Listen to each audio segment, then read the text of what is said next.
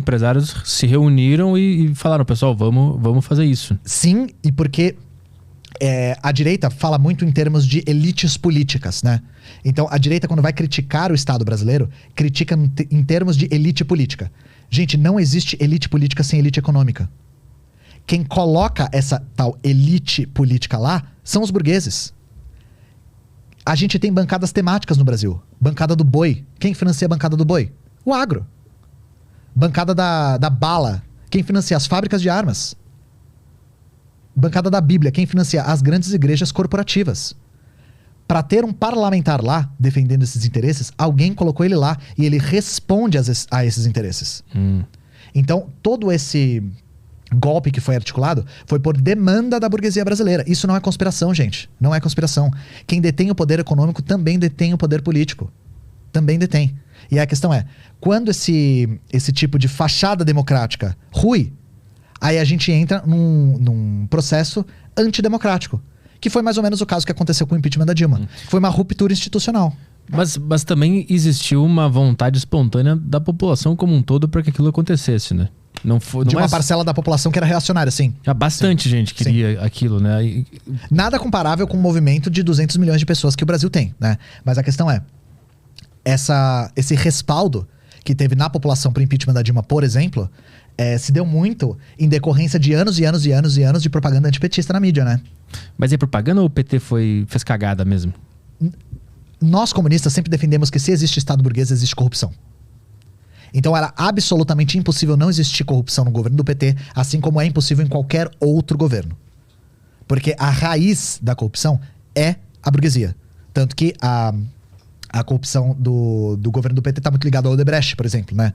Tá ligado a uma empreiteira gigantesca multinacional, por exemplo. Os grandes capitalistas. Exato, Porque eles detêm o poder do Estado, a corrupção está diretamente ligada com esses interesses, né? Então pra gente é impossível. Só que a questão é, por que houve essa propaganda maciça em direção aos escândalos no Lula e não houve no FHC, por exemplo? Porque são dois pesos e duas medidas.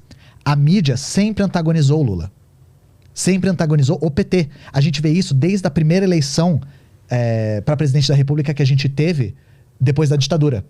Se a gente for observar a eleição do Collor e do Lula, a maneira como a mídia tratava o Lula é nos mesmos termos que tratou durante todo o governo do Lula. O Lula é um cara analfabeto, incompetente, cachaceiro, radical também. E, assim, não dá pra gente dizer que a mídia não teve um dedo forte na eleição do Lula, na não eleição do Lula em 89, né? Porque, inclusive, com uma coisa que voltou agora, graças à eleição, essa história sempre volta, de que o PT sequestrou o Abílio Diniz. Eu não sei se você já viu essa história. Não. Em 89, nas vésperas da eleição, o Abílio Diniz, que é o dono de todos os supermercados do Brasil, tá? Todos. Ele foi sequestrado. E aí ele foi encontrado num apartamento. E dentro do apartamento, encontraram vários materiais de campanha do Lula. Disso pra o Lula sequestrou o Abílio Diniz foi um salto, sabe?